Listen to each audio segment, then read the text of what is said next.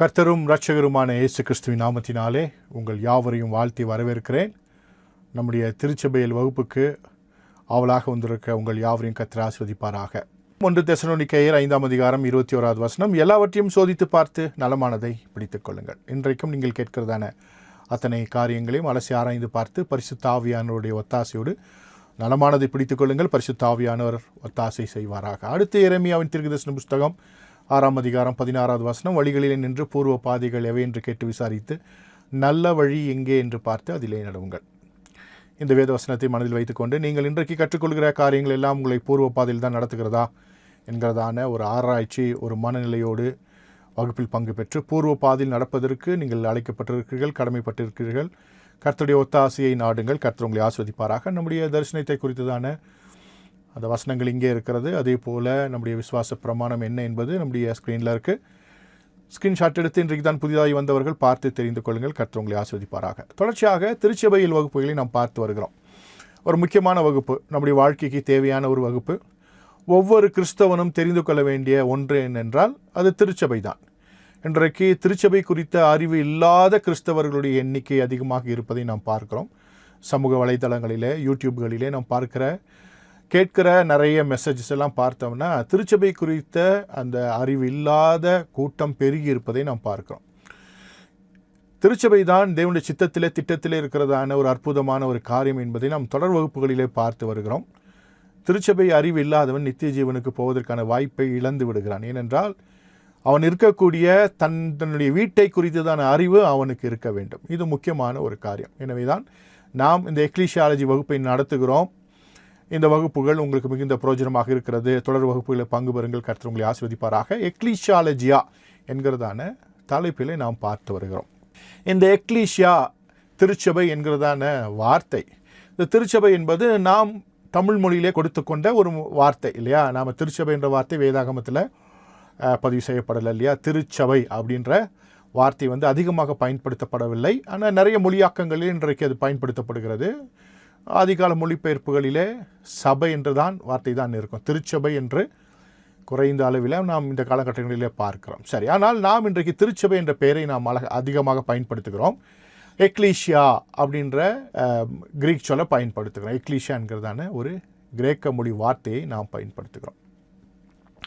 இந்த கிரேக்க மொழி வார்த்தை பழைய ஏற்பாட்டிலே 77 முறை பயன்படுத்தப்பட்டிருக்கு. செப்டாஜின்ட் என்கிறதான LXS என்கிறதான கிரேக்க வேதாகம மொழிபெயர்ப்பு, யூதர்கள் பயன்படுத்துகிற செப்டாஜின்ட் என்கிறதான LXS என்கிறதான பழைய ஏற்பாட்டில் இந்த எக்லீசியா என்ற வார்த்தை 77 முறை இருக்கிறது. அதே போல் புதிய ஏற்பாட்டில் 118 முறை இருக்கிறது. ஏற்கனவே சொல்லி கொடுத்துருக்கிறேன், மறுபடியும் நினைவு போட்டுக்கிறேன். ஏன்னா ஒரு சில வகுப்புகளுக்கு முன்பாக ஒருவர் கேள்வி கேட்டார், பழைய ஏற்பாட்டில் எக்லீசியான்ற வார்த்தை இருக்கா அப்படின்னு ஒரு கேள்வியை கேட்டார். ஸோ அவருக்கான ஒரு பதிலாக, அதே போல் மற்றவர்களுக்குமான ஒரு பதிலாக இது இருக்கட்டும் என்று மறுபடியும் நினைப்பூட்டுகிறேன். சில விஷயங்களை மறுபடியும் நினைப்பூட்ட வேண்டிய ஒரு கட்டாயத்தில் இருக்கிறோம். அப்போ எக்லீசியான்ற வார்த்தை பழைய ஏற்பாட்டில் 77 முறை பயன்படுத்தப்பட்டிருக்கு. அதாவது செப்டாஜின்ட் என்கிறதான கிரேக்க மொழி வேதாகமத்தில். செப்டாஜின்ட் அப்படின்றது ஒரு லத்தீன் சொல். LXS அப்படின்னு அங்கே போட்டிருக்கு இல்லையா, அது ஒரு லத்தீன் எண் குறியீடு. அப்போது அந்த வேதாகமத்தை குறித்ததான காரியங்களை ஏற்கனவே சொல்லியிருப்பேன்னு நினைக்கிறேன், இல்லைன்னா வருங்காலங்களில் சொல்லித்தருகிறேன். அதாவது இயேசு கிறிஸ்து பிறப்பதற்கு 350 ஆண்டுகளுக்கு முன்பாக மொழியாக்கம் செய்யப்பட்ட, அதாவது கிரேக்கர்களால் இஸ்ரவேல் தேசம் ஆளப்பட்ட பொழுது அவர்களால் மொழியாக்கம் செய்வதற்கு கட்டாயப்படுத்தப்பட்டு மொழியாக்கம் செய்யப்பட்ட கிரேக்க மொழி வேதாகமம். அந்த வேதாகமத்தை தான் ஆண்டவராகிய இயேசு கிறிஸ்து இந்த உலகத்தில் நமக்காக வந்த காலகட்டங்களில் இருந்த யூதர்கள், அதாவது யூத கிரேக்க குடியுரிமை, இரட்டை குடியுரிமை பெற்றவர்கள் பயன்படுத்தினார்கள். அன்றைய மொழியாக, அன்றைய காலத்தின் கண்ணாடியாக கிரேக்க மொழி இருந்தது. அன்றைக்கு உலகத்தின் கண்ணாடியாக கிரேக்க மொழி இருந்தது. அதனால தான் இந்த கிரேக்க மொழி வேதாகமத்தை அவர்கள் பயன்படுத்தினார்கள். புதிய ஏற்பாட்டிலும் நாம் பார்க்கிறதான பழைய ஏற்பாட்டு வசனங்கள் எல்லாம் இந்த LXS என்கிறதான வேதாகமத்திலிருந்து எடுத்தது தான், எபிரேய மொழி வேதாகமத்திலிருந்து எடுக்கப்பட்டது அல்ல. எனவே தான் சில இடங்களில் சில தடுமாற்றங்களை நாம் பார்க்க முடியும். அதற்கு இருந்துட்டு போகட்டும். நாம் இன்றைக்கு எக்லீசியாலஜி பார்க்குறோம். எனவே நீங்கள் தெரிந்து கொள்ள வேண்டிய விஷயம் என்னென்னா, இந்த செப்டாஜின்ட் என்கிறதான அந்த கிரேக்க மொழி வேதாகமத்தில் மொழிபெயர்ப்பில் 77 முறை எக்லீசியா சபை குறித்த வார்த்தை இருக்கிறது. அதே போல் புதிய ஏற்பாட்டில் டெக்ஸ்டஸ் ரிகப்டஸ் என்கிறதான ஆதாரபூர்வமான கிரேக்க மொழி பிரதி இருக்கிறது. அந்த பிரதியில் 118 முறை எக்லீஷா என்ற வார்த்தை இருக்கிறது. இதை நீங்கள் நினைவில் வைத்துக்கொள்ள வேண்டும். அப்போ பழைய ஏற்பாட்டில் எக்லீஷா இருக்கா அப்படின்னு கேட்கிறவர்களுக்கு, ஏன்னா சிலர் படிக்கவே மாட்டாங்க இல்லையா, ஆராய்ச்சியும் பண்ண மாட்டாங்க இல்லையா, அவங்களுக்காக, ஸோ ஈஸியாக புரிந்து கொள்வதற்காக.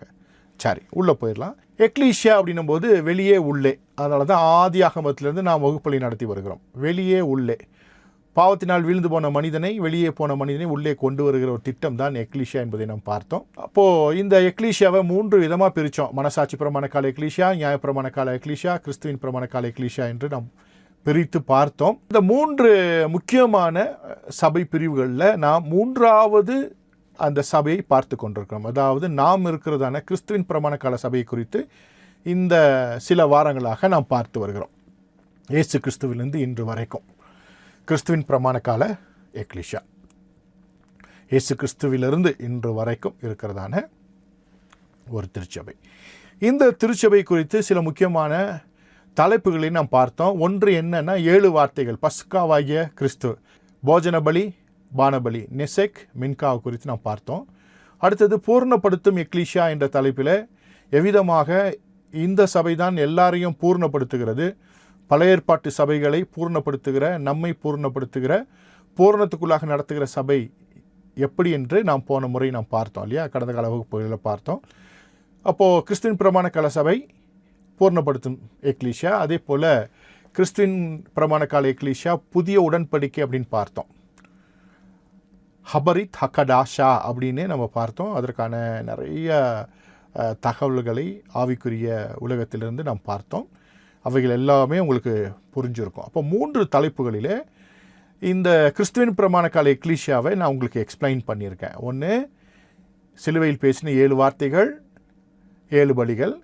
2, பூர்ணப்படுத்தும் எக்லீஷியா. 3வது, உடன்படிக்கை என்ற தலைப்பில் இந்த கிறிஸ்துவின் பிரமாண கால எக்லீஷியாவை உங்களுக்கு எக்ஸ்பிளைன் பண்ணினேன். இன்றைக்கும் இன்னொரு தலைப்பில் எக்ஸ்பிளைன் பண்ண நான் விரும்புகிறேன். ஏன்னா ரொம்ப ரொம்ப முக்கியமான விஷயம். அது என்னென்னா பரலோக ராஜ்யம். கிறிஸ்துவின் பிரமாண கால எக்லீஷியாவிற்கு இன்னொரு பெயர் என்னென்னா பரலோக ராஜ்யம். இதை குறித்ததான நிறைய விஷயங்கள், நிறைய பிரசங்கங்கள், நிறைய செய்திகளை நீங்கள் கேட்டிருப்பீங்க, நிறைய வியாக்கியானங்களை கேட்டிருப்பீங்க. நிறைய பேர் நிறைய காரியங்களை உங்களுக்கு சொல்லிக் கொடுத்துருப்பாங்க, வித்தியாசமான காரியங்களை கற்றுக் கொடுத்துருப்பீங்க, கற்றுக்கொண்டிருப்பீங்க. அப்படி நிறைய விஷயங்கள் பரலோக ராஜ்யம்னது உங்களுக்கு தெரியும். ஏன்னா புதிய ஏற்பாட்டில் ஆண்டவராகிய இயேசு கிறிஸ்து சொன்ன உண்மைகளில் இந்த பரலோக ராஜ்ய உண்மை என்பது மிக மிக முக்கியமானது இல்லையா. ரொம்ப ரொம்ப எலாபரேட்டான, இம்பார்ட்டண்ட்டான ஒரு தலைப்பு தான் இந்த பரலோக ராஜ்யம். நான் அதற்குள்ளாக நான் போகலை, ஏன்னா அது உங்களுக்கு எல்லாமே தெரியும். என்னை விட ரொம்ப அழகாக நீங்கள் நேர்த்தியாக சிறப்பாக அதை குறித்து பேசுவீங்க. நம்முடைய தலைப்பு அதல்ல, அதாவது அந்த உண்மைகளை குறித்ததான அந்த செய்திகள் அல்ல. பரலோக ராஜ்யம்னா என்ன, கிறிஸ்துவின் பிரமாண கால எக்லீஷியா பரலோக ராஜ்யம் அப்படின்ற ஒரு தலைப்போடு இன்றைக்கு தொடர்படுத்தி உங்களோடு நான் பேச போகிறேன். அதற்கு நான் எடுத்துக்கொண்ட வசனம் மத்திய எழுந்த சுவிசேஷம் 4ஆம் அதிகாரம் 17வது வசனம். அது முதல் மனந்திரும்புங்கள், பரலோக ராஜ்யம் சமீபித்திருக்கிறது என்று பிரசங்கிக்க தொடங்கினார். ஆண்டவராகிய இயேசு கிறிஸ்து 30வது வயதிலே அவர் ஊழியத்திற்கு வரும்பொழுது அவர் தன்னுடைய பிரசங்கத்தை இவ்விதமாக ஆரம்பித்தார் என்று வேத வசனத்திலே பதிவு செய்யப்பட்டிருக்கிறது. அது முதல் இயேசு மனந்திரும்புங்கள், பரலோக ராஜ்யம் சமீபித்திருக்கிறது என்று பிரசங்கிக்க தொடங்கினார். இதுக்கு முன்னால் யார் இப்படி பிரசங்கம் பண்ணதுன்னா யோவான் ஸ்நானகன்.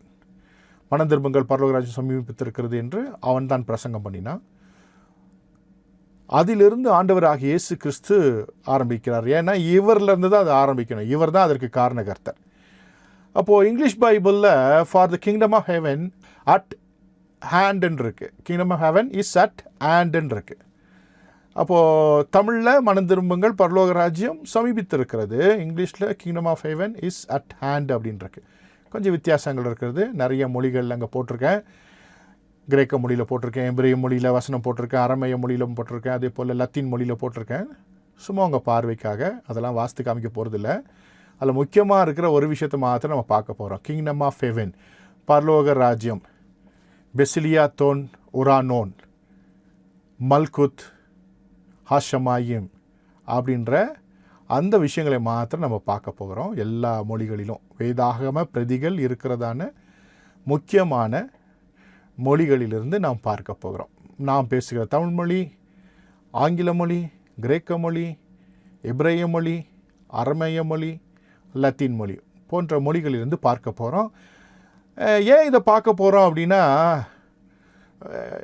இதுக்கு ஒரு முக்கியமான நோக்கம் இருக்குது. எல்லாம் நமக்கு தெரியுன்ற காரணத்திற்காக இல்லை, யெஷுவா பைபிள் இதெல்லாம் சொல்லித்தராங்கிறதுக்காக சொல்லலை. இது ஒரு முக்கியமான விஷயம் பரலோக ராஜ்யம் என்பது. அதற்காக நான் சொல்லித்தரப்போகிறேன். அப்போ பரலோக ராஜ்யம் என்ன அப்படின்ற அண்டர்ஸ்டாண்டிங்காக இன்னொரு வசனத்தை உங்களுக்கு போட்டு காமிக்க போகிறேன். அப்போ பரலோக ராஜ்யம்னா என்னன்னு ஒரு பேசிக் அண்டர்ஸ்டாண்டிங், ஒரு புரிந்து கொள்ளுதல் உங்களுக்கு வரும். என்ன அப்படின்னா, மார்க் எழுதின சுவிசேஷம் 1ஆம் அதிகாரம் 15வது வசனத்தில், காலம் நிறைவேற்றிட்டு தேவனுடைய ராஜ்யம் சமீபமாயிற்று, மனம் திரும்பி சுவிசேஷத்தை விசுவாசியுங்கள் என்றார்.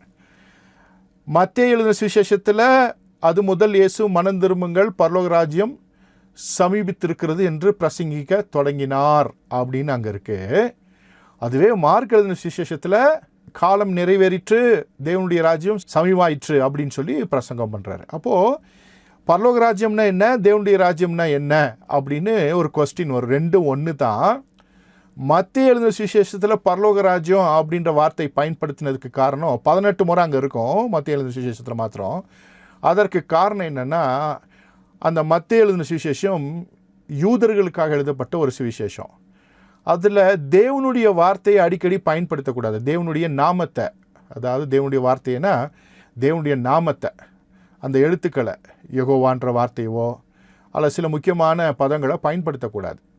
அப்படி பயன்படுத்தினா அந்த புஸ்தகத்தை வாசிக்க மாட்டாங்க. ஏன்னா உன்னுடைய தேவனாகிய கர்த்தருடைய நாமத்தை வீணில் வழங்காதிருப்பாயாக என்கிறதான இந்த பிரமாணத்தை அவங்க கை கொள்றதுனால தேவையில்லாமல் கர்த்தர் யெகோவான்ற வார்த்தையை பயன்படுத்தினா அந்த புஸ்தகத்தை வாசிக்க மாட்டாங்க. அதனால தான் ரொம்ப லிமிட்டடாக அங்கே தேவனை குறித்த வார்த்தைகள், கர்த்தரை குறித்த வார்த்தைகள் அங்கே இருக்கும், அதாவது அவருடைய நாமங்கள் அங்கே இருக்கும்.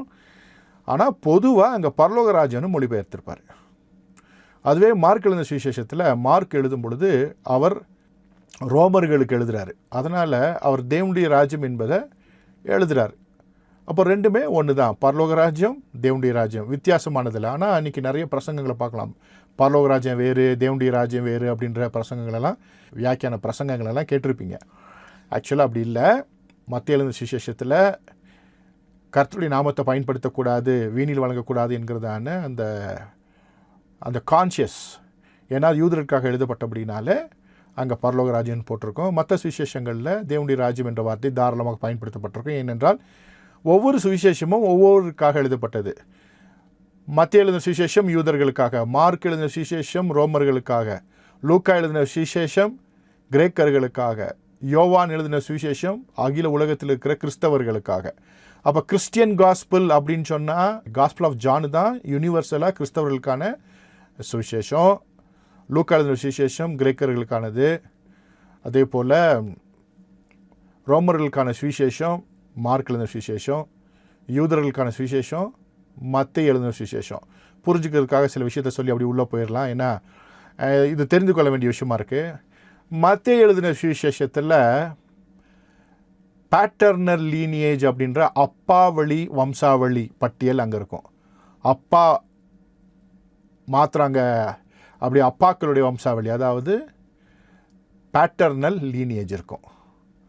லூக்கா எழுதின சுவிசேஷத்தில் மேட்டர்னல் லீனியேஜ், அதாவது அம்மா வழி அங்கே இருக்கும். அதாவது மரியாள் வழியினுடைய அந்த வம்ச வரலாறு அங்கே சொல்லப்பட்டிருக்கும். அங்கே யோசேப்புடைய வம்சா வரலாறு மத்தேயு எழுதின சுவிசேஷத்தில் சொல்லப்பட்டிருக்கும். யூதர்களை பொறுத்தளவுக்கு அப்பா யார் அப்படின்னு கேட்பது தான் உங்கள் அப்பா யார் அப்படின்றது அவங்களுடைய வழக்கம். கிரேக்கருடைய வழக்கம் உங்கள் அம்மா யார் அப்படின்னு கேட்குறது அவங்களுடைய வழக்கம்.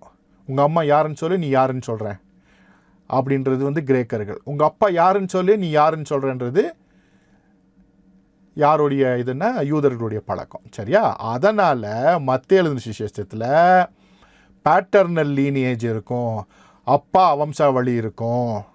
அதே போல் லூக்கா எழுதின சுவிசேஷம் கிரேக்கர்களுக்கு ஆளுனதுனால அம்மா வம்சாவளி அங்கே இருக்கும், மேட்டர்னல் லீனியேஜ் இருக்கும். இந்த ரெண்டுமே மார்க்கில் இருக்காது. காரணம் என்னென்னா, ரோமர்களை பொறுத்தளவுக்கு இந்த இதெல்லாம் சொல்லாத, சைடு ஃபிட்டிங்கெல்லாம் வேண்டாம், நேராக பாயிண்ட்டுக்கு வா. யாருக்கு பிறந்திருந்தா அதை பற்றியெல்லாம் எனக்கு கவலை இல்லை, யார் அவர் அதை மட்டும் சொல்லு, ஏசு யார் டைரெக்டாக சொல்லு, அவ்வளோதான். அதை விட்டுட்டு சைடில் இது சப்போர்ட்டு அதெல்லாம் எக்ஸ்ட்ரா உன்னுடைய ஜியாகிரஃபி ஹிஸ்ட்ரி அதெல்லாம் எனக்கு வேண்டாம் அப்படின்றது தான் ரோமர்களுடைய பழக்கம். உங்களுக்கு தெரியுமா? அப்படின்னா பாயிண்ட்டுக்கு வா அப்படின்னு சொல்கிறோம்ல, சும்மா வள கொலான்னு பேசிட்டு இருக்காது. பாயிண்ட் எதுவோ அதை நச்சுன்னு சொல்லு அப்படின்னு சொல்லுவோம்ல. ஒரு சட்ட ரீதியாக போகும்பொழுது பாயிண்ட்டை மட்டும் தான் பிடிச்சி சொல்லுவாங்க. சும்மா சொன்னால் அது அங்கே எடுபடாது. அதே தான் ரோமர் காலத்து பழக்கம், ரோமருடைய பழக்கம். அவர்களுக்காக எழுதப்பட்ட இந்த சுவிசேஷமான மார்க்கில் தலையும் இருக்காது, வாலும் இருக்காது. கண்டென்ட் மாத்திரம் நச்சுன்னு இருக்கும். சொல்ல வேண்டியதை நச்சுன்னு சொல்லியிருப்பாங்க. எத்தனை பேருக்கு புரிஞ்சிச்சு? அப்படியே நச்சுன்னு 4 வார்த்தைனா மார்க் எழுந்த விசேஷம். ஆரம்பமும் வந்து இப்படி இருக்காது, முடிவும் அப்படி இருக்காது. ஆனால் நச்சுன்னு சொல்லியிருக்கோம். யோவான் எழுதின சுவிசேஷம் முற்றிலும் ஆவிக்குரியது. அதனால் எல்லாமே ஒன்றுக்கொன்று தொடர்பு படுத்தி அற்புதமாக எழுதப்பட்ட ஒரு சுவிசேஷம் தான் யோவான் எழுதின சுவிசேஷம். ஆவிக்குரியது. உலகத்தில் இருக்க அத்தனை கிறிஸ்தவர்களும் படிக்க வேண்டிய, வைத்துக்கொள்ள வேண்டிய, அதாவது ரட்சிப்பின் அனுபவத்திற்குள்ளாக வருகிற யாவரும் படிக்க வேண்டிய சுவிசேஷம் யோவான். அதாவது ஒருத்தர் ஆண்டவராக இயேசு கிறிஸ்துவ சொந்த ரட்சகரை ஏற்றுக்கொண்டாருன்னு வச்சுக்கோங்களேன், அவருக்கு நீங்கள் கொடுக்க வேண்டிய சுவிசேஷம் யோவான் எழுதின சுவிசேஷம் தான். மற்ற சுவிசேஷங்கள் ரொம்ப பலனளிக்காது. யோவான் வந்து பயங்கரமாக புரியும். எத்தனை பேர் என் கூட இருக்கீங்க? புரியுதா உங்களுக்கு? யோவான் எழுதின சுவிசேஷம் தான் தி பெஸ்ட். அதனால தான் புதிதான விசுவாசிகளுக்கு, புதியவர்களுக்கு யோவான் எழுதின சுவிசேஷத்தை கொடுக்கணும். சரி, ஓகே. அப்போது இங்கே நம்ம உள்ளே வந்துடுவோம். மார்க்கு வந்து தேவனுடைய ராஜ்யன்றாரு, மத்தேயு பரலோக ராஜ்யன்றாரு. ரெண்டும் ஒன்று தான், ரெண்டுமே ஒரே மீனிங் தான். பரலோக ராஜ்யம், தேவனுடைய ராஜ்யம். தேவனுடைய நாமத்தை பயன்படுத்தக்கூடாது என்பதற்காக பரலோக ராஜ்யன்ற பதத்தை மத்தேயு பயன்படுத்துகிறாரு. மார்க்கு தாராளமாக தேவனுடைய ராஜ்யம் என்ற பதத்தை பயன்படுத்துகிறார். ரெண்டும் ஒன்று என்பதை புரிந்து கொள்வதற்காக இவ்வளோ விஷயங்களை பேச வேண்டியது இருக்குது. இல்லைனா ஒரு லைனில் போயிடலாம், கன்ஃபியூஷனாக இருக்கும், உங்களுக்கு புரியாமல் இருக்கும். வருங்காலங்களில் ஏதாவது கேள்விகளை கேட்கும்பொழுது, மற்றவர்கள் கேட்கும்போது பதில் சொல்ல தெரியாமல் இருக்கும். அதனால் இன்றைக்கி நான் உங்களுக்கு பதில் சொல்லிட்டேன். அந்த பதில் உங்களுக்கு போதுமானதாக இருக்கும் என்று கிறிஸ்துவுக்குள் விசுவாசிக்கிறேன். சரி, பரலோக ராஜ்யம் அப்படின்னும் பொழுது உங்களுக்காக இங்கே மொழிகளில் போட்டிருக்கேன். ஹீப்ரு மாத்திரம் எடுத்துட்டேன். ஏன்னா ஹீப்ருவில் பின்னாட்களில் தான் வந்து காஸ்பல்ஸ் எல்லாம் வந்து மொழியாக்கம் செய்து யூதர்களுக்காக கொடுத்தாங்க. ஆனால் ஆதி காலத்தில் எபிரேய மொழியில் எந்த காஸ்பலும் எழுதுனதுக்கான ரெக்கார்டு நம்மக்கிட்ட இல்லை. ஆனால் அரமேயிக் மொழியில் ஆண்டவராக இயேசு கிறிஸ்து பேசின அரமேய மொழியில் எழுதப்பட்ட ரெக்கார்ட்ஸ் நமக்கு இருக்குது. எனவே நான் என்ன பண்ணியிருக்கிறேன்னா, ஆங்கிலத்தை தவிர்த்து கிரேக்கம், அரமேயம், லத்தீன். ஏன்னா லத்தீன்லேயும் 2 பிரதிகள் இருந்தது. வீட்டஸ் லாட்டினா, லாட்டின் வல்கேட் என்கிறதான 2 பிரதிகள் இருந்தது. லாட்டின் வல்கேட் இன்றைக்கும் இருக்கிறது. எனவே 3 முக்கியமான பிரதிகளிலிருந்து நான் உங்களுக்காக அந்த வார்த்தையை போட்டிருக்கேன். டிரான்ஸ்லிட்ரேஷனும் போட்டேன். ஏன்னா ரொம்ப கஷ்டப்பட வேண்டாம். ஏன்னா இது ஹீப்ரு கிளாஸோ, கிரீக் கிளாஸோ, அரமேய கிளாஸோ, லாத்தின் கிளாஸோ இல்லை. அது தனியாக நாம் நடத்தி கொண்டிருக்கிறோம். இது முழுக்க வேத பாடமாக இருக்கிறபடினாலே உங்களுக்காக டிரான்ஸ்லிட்ரேஷன் போட்டுட்டேன் ஈஸியாக. நம்ம அறிவாளிங்களாம் இருப்பீங்க, ஹீப்ரு படிக்கிறவங்களாம், கிரீக் படிக்கிறவங்களாம் இருப்பீங்க. அவங்க படித்து தெரிஞ்சுக்குவாங்க, ஒன்றும் பிரச்சனை இல்லை. பட் மற்றவங்களுக்காக நான் டிரான்ஸ்லிட்ரேஷன் போட்டேன். பார்த்தீங்கன்னா கிரேக்க மொழியில் பசிலியா தொன் உரானோன் அப்படின்ற வார்த்தை பயன்படுத்தப்பட்டிருக்கு. நல்லா கவனிக்கணும். பசிலியா தொன் உரானோன். பசிலியா அப்படின்ற வார்த்தை வந்து ராஜ்யம், உரானோன் அப்படின்னா பரலோகம். ஓகே.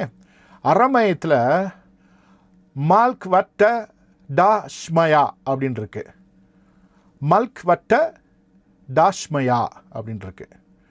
மல்க் அப்படின்னா ராஜ்யம், டாஷ்மயா அப்படின்னா பரலோகம், ஷ்மாயான பரலோகம், டா அப்படின்னா அதோடைய தொடர்ச்சி. ஓகே.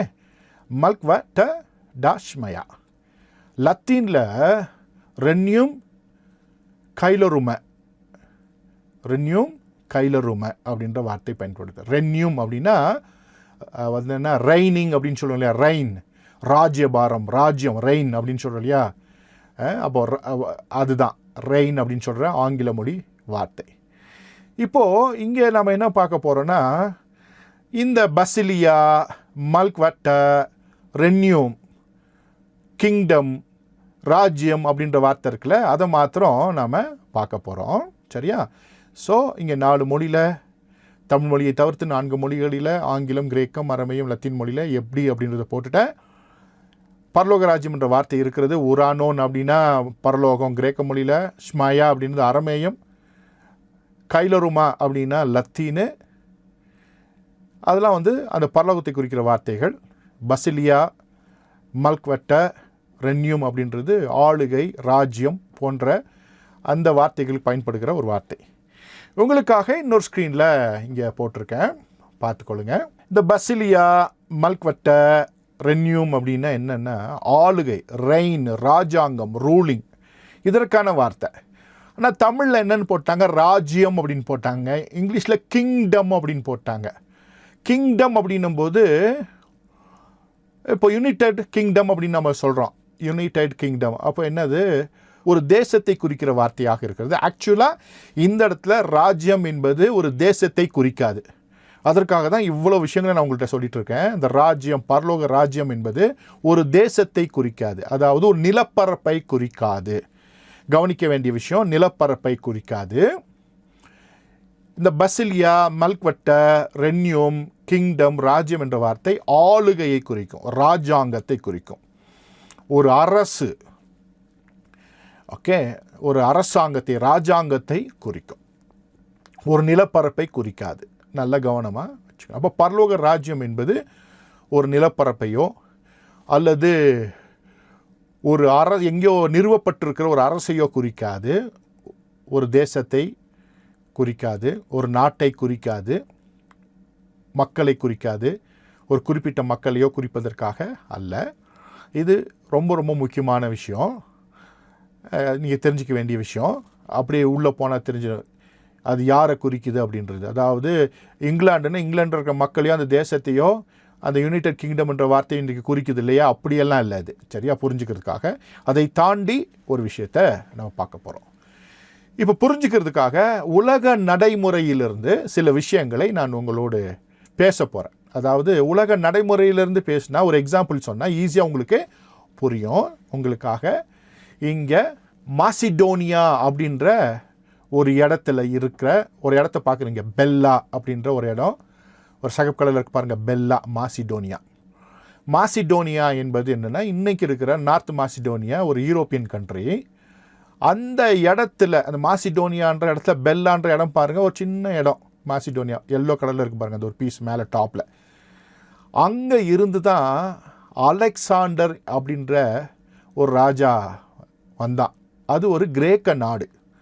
அந்த கிரேக்க நாடு என்ன பண்ணுச்சுன்னா, உலகமெங்கும் இருக்கிற பல நாடுகளை பிடித்தது. அப்படியே பாருங்கள், இந்தியா வரைக்கும் பிடித்தது. அப்போ கிரேக்கம், கிரேக்க சாம்ராஜ்யம் புரிஞ்சுக்கிறதுக்காக ஒரு கிரேக்க நாடு, கிரேக்க மொழி பேசுகிற ஒரு ஜனம் என்ன பண்ணுறாங்கன்னா, உலகத்தின் பெரும் பகுதிகளை பிடித்து அந்த எல்லா பகுதிகளுமே கிரேக்க மொழியை, கிரேக்க கலாச்சாரத்தை, கிரேக்க வரலாற்றை அவங்க பதிவு செய்கிறாங்க. எங்கேருந்து, மாசிடோனியான்ற ஒரு சின்ன நாடு, அங்கேருந்து உலகம் எங்கும் யோசித்தே பார்க்க முடியாது. இவ்வளோ பெரிய தேசங்களை, எவ்வளோ பலம் பொருந்திய தேசங்களை அவங்க பிடிச்சிட்டாங்க அப்படின்னும் பொழுது அது மிகப்பெரிய ஒரு சாதனை தான். கிரேக்க சாம்ராஜ்யம் அப்படின்னு நம்ம சொல்கிறோம், இவ்வளோ பெருசாக இருக்குது. எங்கேருந்து வந்துச்சு, மாசிடோனியா என்கிற சின்ன ஒரு கிரேக்க தேசத்துலேருந்து, குட்டி நாட்டிலேருந்து, கிரேக்க மொழி பேசுகிற தேசத்துலேருந்து. அதே போல் உங்களுக்கு புரிஞ்சுக்கிறதுக்காக அப்படியே வச்சிட்டிங்கன்னா, பரலோக ராஜ்யம் என்பது பரலோகத்திலிருந்து பூமிக்கு வந்திருக்கிறதான ராஜ்யம். அங்கேருந்து இங்கே நிலைப்படுத்தப்பட்டிருக்கிற, இங்கே எஸ்டாப்ளிஷ் பண்ணப்பட்டிருக்கிற ஒரு ராஜ்யம். பரலோகம் உன்னதத்தில் இருக்குது, பரலோக ராஜ்யம் இந்த பூமிக்குள்ளே இருக்குது, எஸ்டாப்ளிஷ் ஆகிருக்கு. Heaven and kingdom of heaven, பரலோகம், பரலோக ராஜ்யம். ரொம்ப கவனிக்க வேண்டிய விஷயம். பரலோக ராஜ்யம்னா என்ன அப்படின்னா, பரலோகம் இருக்குது, அதனுடைய ராஜ்யம், அதனுடைய ஆளுகை, அதனுடைய ரெயின், அதனுடைய ரூல் எங்கே இருக்குன்னா பூமியில் இருக்குது. கொண்டு வந்தது யார் அப்படின்னா நமது ஆண்டவராகிய இயேசு கிறிஸ்து. எத்தனை பேருக்கு புரியுது? அப்போது புரிஞ்சுக்கிறதுக்காக திருப்பி அந்த மேப்புக்கு போயிடுவோம். பார்த்தீங்கன்னா கிரேக்கம், கிரேக்க சாம்ராஜ்யத்தை நம்ம பார்த்தோம். இங்கே பாருங்கள், அந்த கிரேக்கம், கிரேக்க சாம்ராஜ்யத்தை கொண்டு வந்தது யாருன்னா, உலகமெங்கு கொண்டு வந்தது யாருன்னா இந்த அலெக்சாண்டர். இங்கே படத்தில் பார்க்குறீங்க பாருங்கள், இந்த அலெக்சாண்டர் தான் கொண்டு வந்தார். அங்கேருந்து இந்தியா வரைக்கும், நார்த் இந்தியா வரைக்கும் எல்லா தேசங்களையும் அவன் ஜெயித்தான். அப்போது மாசிடோனியா என்கிறதான எங்கேயோ இருக்கிற ஒரு தேசம், அங்கேருந்து ஒரு மனுஷன் புறப்பட்டு உலகத்தின் பெரும் பகுதிகளை அவன் கைப்பற்றினான். உலகத்திலேயே அதிக நிலப்பரப்பை கைப்பற்றினவன், கையாண்டவன் யாருன்னா அலெக்சாண்டர் தான். மகா அலெக்சாண்டர் அப்படின்னு சொல்கிறோம். இப்போ உங்களுக்கு புரிஞ்சிருக்கும், கிரேக்கம், கிரேக்க தேசம், கிரேக்க சாம்ராஜ்யம். அங்கிருந்து ஒரு மனுஷன் வந்தான், அவன் தான் இதற்கு காரணம். அதே போல் பரலோக ராஜ்யம், பரலோகத்திலிருந்து மகாராஜாவாகிய இயேசு கிறிஸ்து இறங்கி வந்தார், இங்கே அவருடைய ராஜ்யத்தை ஸ்தாபித்திருக்கிறார். இதெல்லாம் எதுக்கு சொல்லணும்னா புரிஞ்சுக்கிறதுக்காக. ராஜான்னு இருந்தால் அங்கே ராஜ்யம் இருக்கும். எத்தனை பேருக்கு புரியுது? ராஜானா ராஜ்யம் இல்லாதவனா ராஜான்னு நம்ம அழைக்கவே முடியாதுங்க. சரியா? ராஜா அப்படின்னா ராஜ்யம் இருக்கணும். அப்படி ராஜா இல்லைன்னா அவர் ராஜா கிடையாது. நம்ம ஊரில் சொல்கிற மாதிரி கூஜா தான். சரியா? இப்போ ராஜாவாக இருந்தால் ராஜ்யம் இருக்கணும். நம்ம இயேசு மகாராஜா இந்த உலகத்தில் வந்தார் அப்படின்னா அவருக்கு ஒரு ராஜ்யம் இருக்குது.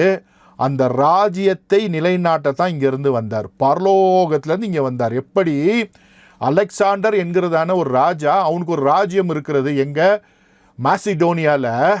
அங்கேருந்து புறப்பட்டு இந்தியா வரைக்கும், நார்த் இந்தியா வரைக்கும் வந்து எல்லா தேசங்களையும் பிடித்தான். அதே போல் நம்ம ஆண்டவர் ராஜாதி ராஜா இயேசு மகாராஜா பரலோகத்துலேருந்து இறங்கி வந்து இங்கே வந்து நமக்குள்ள அவருடைய ராஜ்யத்தை அவர் ஸ்தாபித்திருக்கிறார்.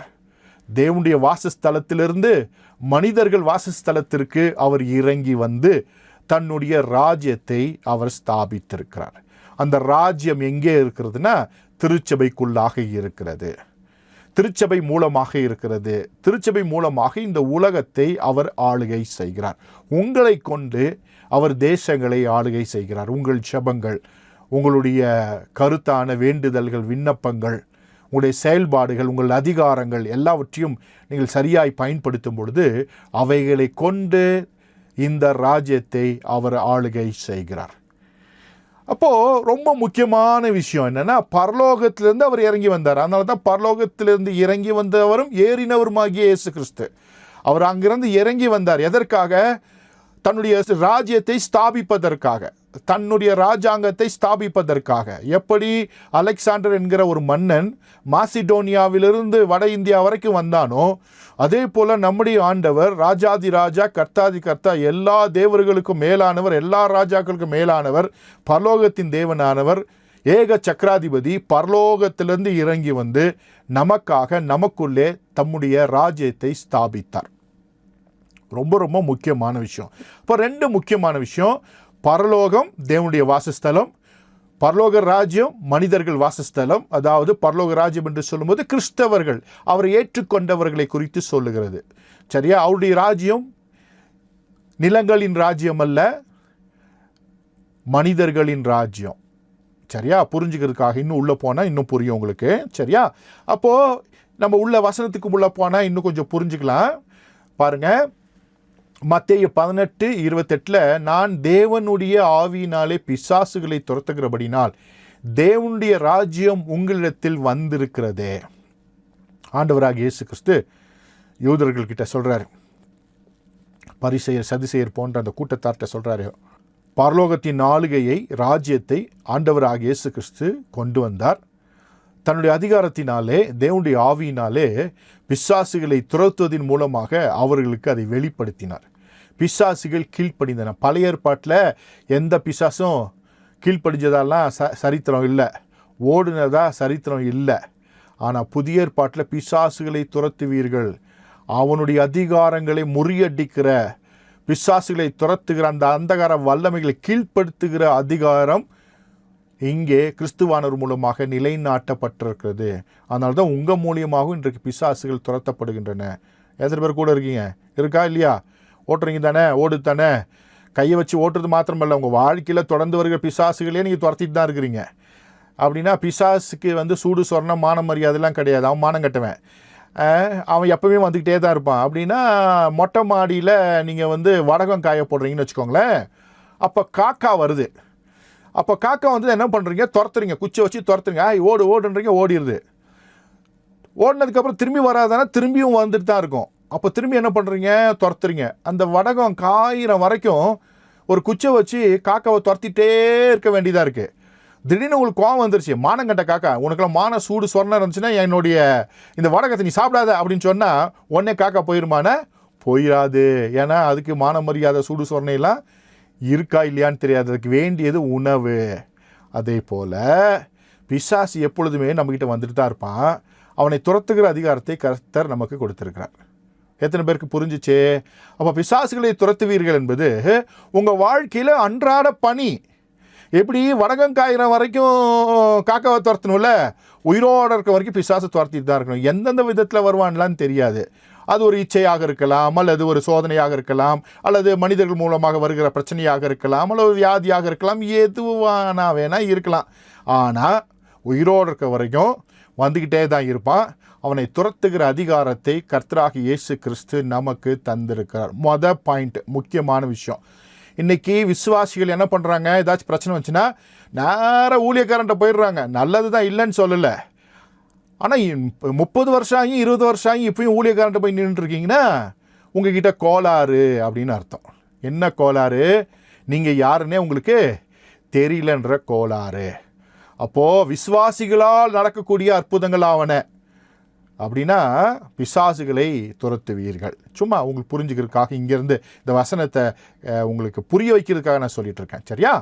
அப்படியே சும்மா புரிஞ்சுக்கோங்க. சரியா? ஓகே. அடுத்தது மத்தேயு 21:43 ஆகையால் தேவனுடைய ராஜ்யம் உங்களிடத்திலிருந்து நீக்கப்பட்டு அதற்கேற்ற கனிகளை தருகிற ஜனங்களுக்கு கொடுக்கப்படும். ஆண்டவராக இயேசு கிறிஸ்து யூதர்களை பார்த்து சொல்கிறாரு, உங்ககிட்ட தான் இந்த ராஜ்யத்தை தேவன் கொண்டு வந்திருக்கிறாரு, நான் கொண்டு வந்திருக்கேன்.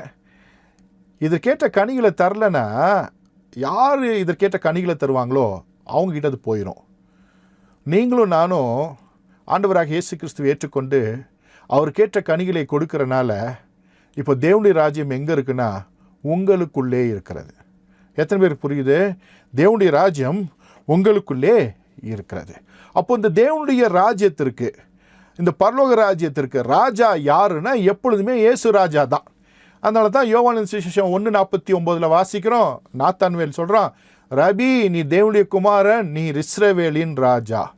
அதே போல் யோவான் 12:23 குருத்தோலைகளை பிரித்து அவங்க சொல்கிறாங்க, கர்த்தருடைய நாமத்தினாலே வருகிற இஸ்ரவேலின் ராஜா ஸ்தோத்தரிக்கப்பட்டவர் என்று ஆர்ப்பரித்தார்கள். அவர் தான் ராஜான்றதை அவங்க தெரிஞ்சுக்கிட்டாங்க. அப்போ இயேசு தான் ராஜா. அவருடைய ராஜ்யத்தின் இந்த உலகத்தில் நிலைநாட்டுவதற்கு, ஸ்தாபிப்பதற்காகவே 2000 ஆண்டுகளுக்கு முன்பாக அவர் மனிதனாய் இந்த உலகத்தில் வந்தார். இப்போ நீங்களும் நானும் ஒரு பலம் பொருந்திய ராஜ்யத்தின் புத்திரர்களாய், தேவ ராஜ்யத்தின் ஆளுகைக்குட்பட்டவர்களாய், தேவ ராஜ்யத்தின் பிரஜைகளாய் இருக்கிறோம் என்கிறதான உண்மையை நாம் தெரிந்து கொள்ள வேண்டும். சில வகுப்புகள் முன்பாக நான் சொல்லி கொடுத்தேன், ஞாபகம் இருக்கு எனக்கு. மறுபடியும் இன்றைக்கி நினைப்பூட்டுக்கிறேன். பரலோக ராஜ்யத்தின் பிரஜைகளாக இருக்கிறீங்க. இப்போது அடுத்தது இந்த பரலோக ராஜ்யம் ஆண்டவராகிய இயேசு கிறிஸ்து ஸ்தாபித்த, நாம் இன்றைக்கு உள்ளே இருக்கிற, பலமாய் இயங்கிக் கொண்டிருக்க இந்த ராஜ்யத்தை குறித்து வாசிக்கும் பொழுது யோவான் 18:36 இயேசு பிரதித்திரமாக, என் ராஜ்யம் இவ்வுலகத்துக்குரியது அல்ல.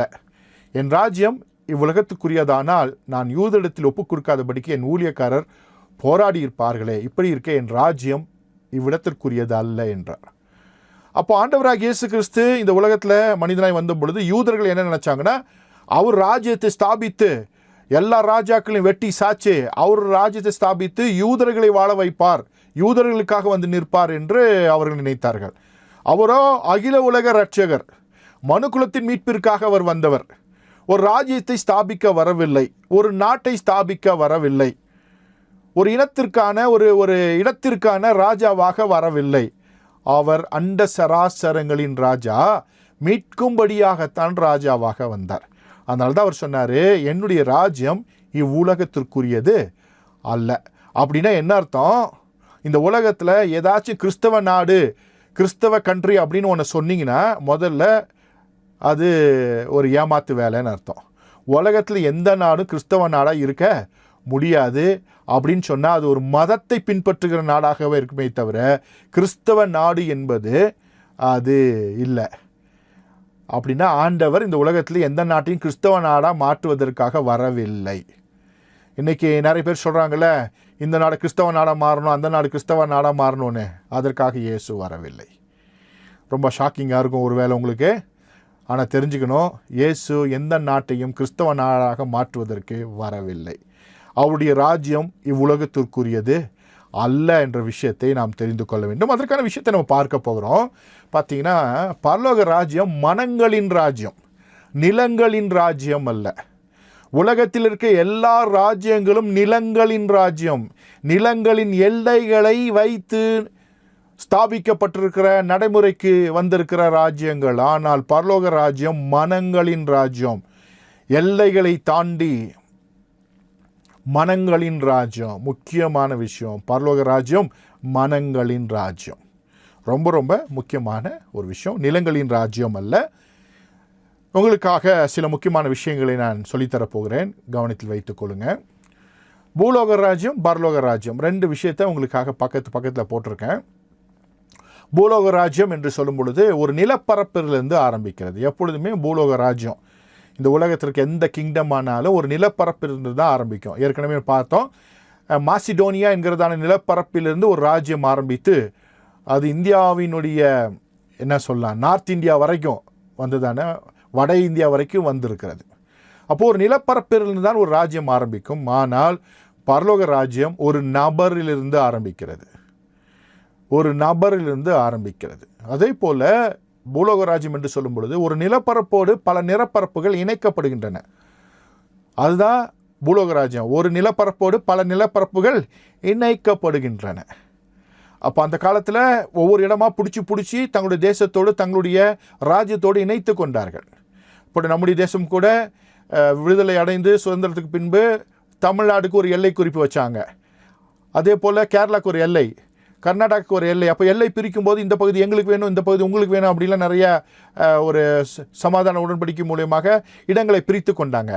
அப்படின்னா நிலப்பரப்புகளோடு இணைக்கப்பட்டு நடைமுறைக்கு வந்திருக்கிற ராஜ்யம் தான் பூலோக ராஜ்யம். ஆனால் பரலோக ராஜ்யம் ஒரு நபரோடு பல நபர்கள் இணைக்கப்படுகின்றனர். எத்தனை பேருக்கு புரியுதா? ஒரு நபரோடு இன்னொரு நபர் இணைக்கப்படுதல், நபர்களின் ராஜ்யம். அப்புறம் நிலப்பரப்புக்கான ராஜ்யம் பூலோக ராஜ்யம், ஜனங்களுக்கான ராஜ்யம் பரலோக ராஜ்யம். பூலோக ராஜ்யத்திற்கு எல்லைகள் இருக்கிறது, பரலோக ராஜ்யத்திற்கு எல்லைகள் இல்லை.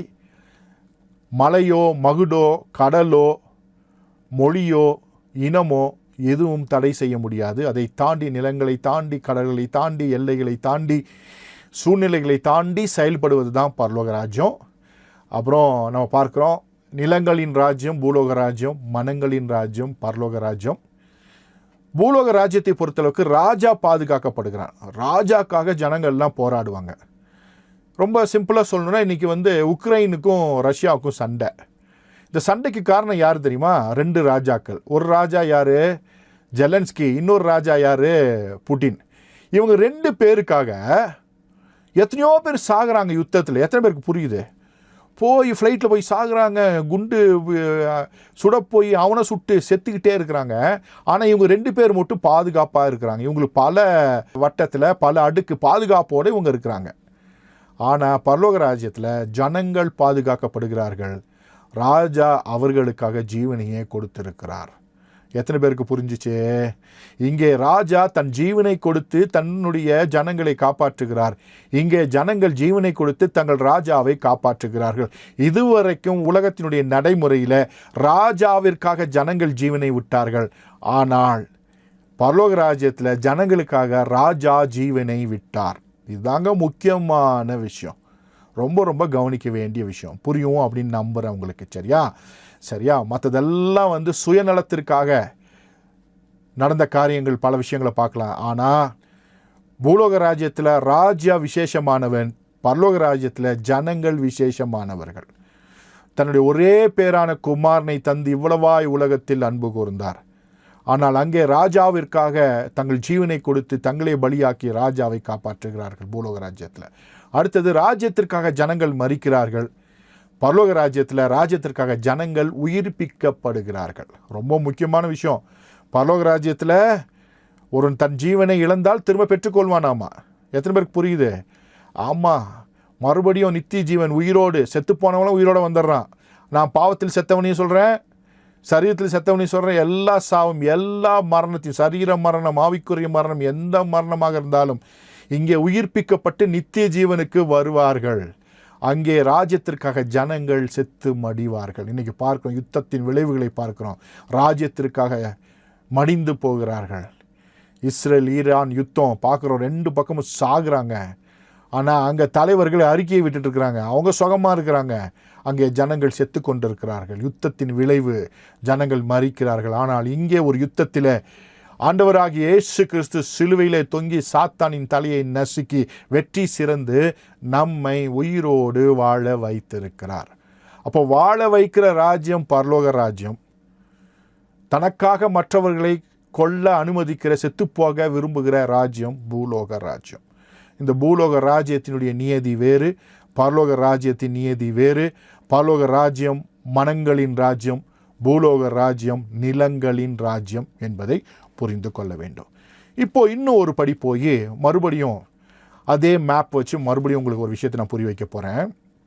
இங்கே பாருங்கள், இந்த மாசிடோனியா என்கிறதான ஒரு தேசத்திலேருந்து, கிரேக்க மொழி தேசத்திலேருந்து, கிரேக்க தேசத்திலேருந்து ஒருவன் புறப்பட்டு வட இந்தியா வரைக்கும் வந்து மிகப்பெரிய நிலப்பரப்புகளை அவன் பிடித்தான், ஆண்டான் அப்படின்னு பார்க்குறோம்.